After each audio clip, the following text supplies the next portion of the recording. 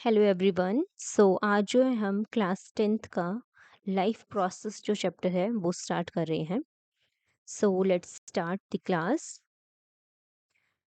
सबसे पहले जो है जैसे कि चैप्टर का नाम है लाइफ प्रोसेसेस, तो लाइफ प्रोसेसेस का एक्चुअली हमें मीनिंग पता होना चाहिए। हम उसी से स्टार्ट करते हैं कि लाइफ प्रोसेसेस एक्चुअली है क्या। तो लाइफ प्रोसेसेस देखो, दैट मीन्स वो प्रोसेसेस जो लाइफ से ही रिलेटेड है। ठीक है, दैट मीन्स ये क्या है, ये हमारी कुछ फंडामेंटल एक्टिविटीज हैं एक्चुअली, जो कि लिविंग ऑर्गेनिजम्स में होंगी और वो सर्वाइवल के लिए बहुत इंपॉर्टेंट है।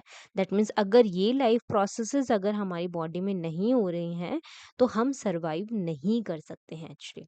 ठीक है, so life processes are the processes which are necessary to sustain life actually. Okay, as you can see on the slide also, that life processes are fundamental activities in living organism that are necessary for maintaining life.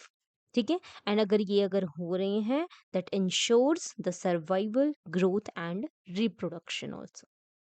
Okay, now the next one is that ये जो life processes जो हैं वो कौन-कौन से हैं? कौन-कौन से एसेंशियल बायोलॉजिकल फंक्शंस हैं या एसेंशियल लाइफ प्रोसेसेस हैं जो नेसेसरी हैं, जिनके बिना हम सर्वाइव या सस्टेन नहीं कर सकते लाइफ को।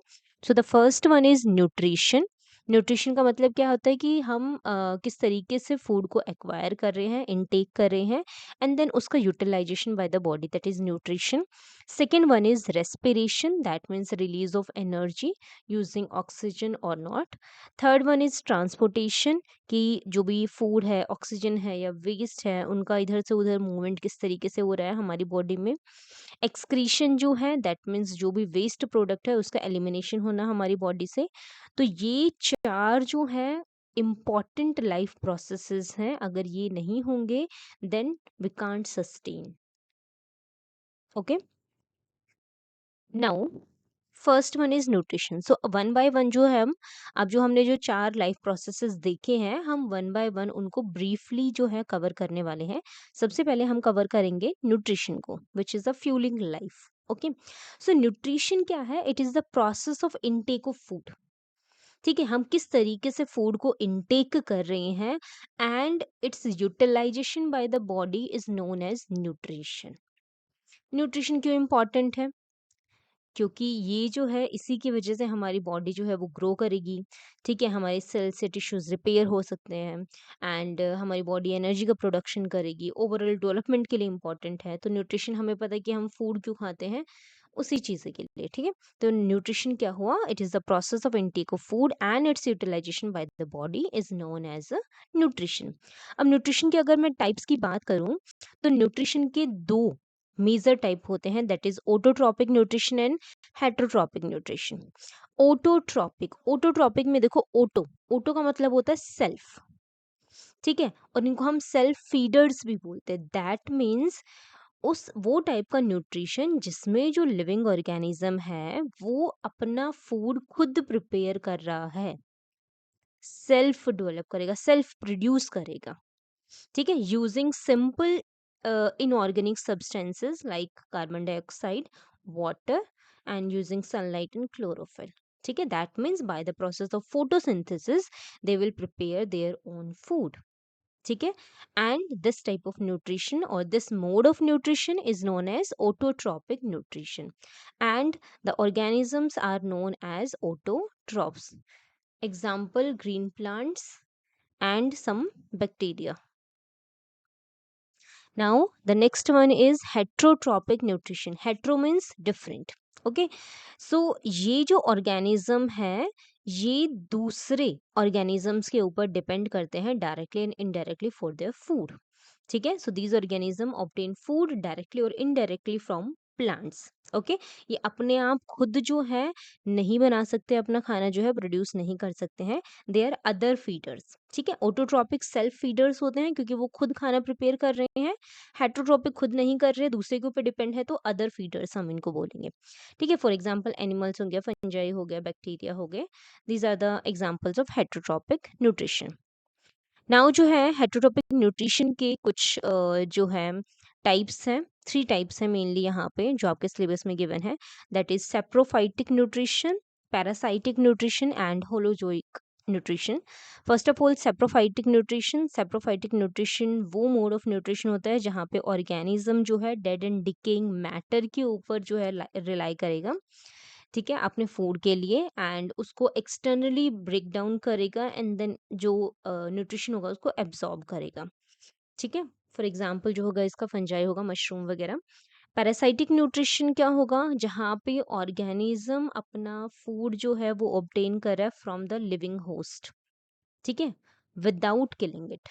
उसकी बॉडी के ऊपर रह रहा है या फिर इनसाइड द बॉडी रह रहा है विदाउट किलिंग इट, एंड वहां से अपने न्यूट्रिशन को डिराइव कर रहा है। फॉर एग्जाम्पल कसकटा, जिसको हम अमरबिल भी बोलते हैं, and tape. Next is holozoic nutrition. Holozoic nutrition में क्या कर रहे हैं, हम फूड को कंज्यूम करें डायरेक्टली, उसको इंटरनली हम डाइजेस्ट करेंगे एंड उसके न्यूट्रिशन को एब्जॉर्ब करेंगे, दैट इज होलोजोइक न्यूट्रिशन, जो कि हम भी शो करते हैं, अमीबा हो गया, बर्ड्स हो गए, ये शो करेंगे, ठीक है।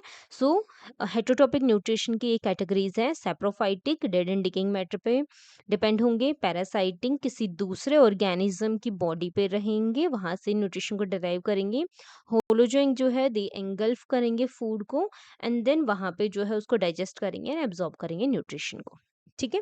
सो ये 3 मेन टाइप्स है हेटरोटॉपिक न्यूट्रिशन के। Now the next one is photosynthesis. यहाँ पे हमें पता है कि जो भी ऑटोट्रॉप्स हैं वो bye the process of photosynthesis अपना खाना खुद प्रिपेयर करते हैं। सो फोटोसिंथेसिस क्या होगा कि वो प्रोसेस जहाँ पे प्लांट्स जो है अपना फूड खुद प्रिपेयर कर रहे हैं using carbon dioxide, water, in the presence of sunlight and chlorophyll, ठीक है, जहाँ पे वो इन सब चीज़ों का यूज करके बना रहे हैं glucose, that is C6H12O6, and यहाँ पे ऑक्सीजन जो है वो रिलीज हो रहा है एंड वाटर फॉर्म हो रहा है, ठीक है। यहाँ पे आप देख सकते हैं डायग्राम के अंदर भी कि सनलाइट जो है यहाँ से ये जो क्लोरोफिल जो होगा उसको कैप्चर करेगा सनलाइट एनर्जी को, कार्बन डाइऑक्साइड एयर से ले रहे हैं थ्रू स्टोमेटा, ठीक है, एंड वाटर फ्रॉम रूट्स, ठीक है। उसके बाद जो है chlorophyll already green pigment already present है यहाँ पे, तो इन सब का यूज करके वो क्या फॉर्म कर रहे हैं, ग्लूकोज फॉर्म कर रहे हैं, ठीक है।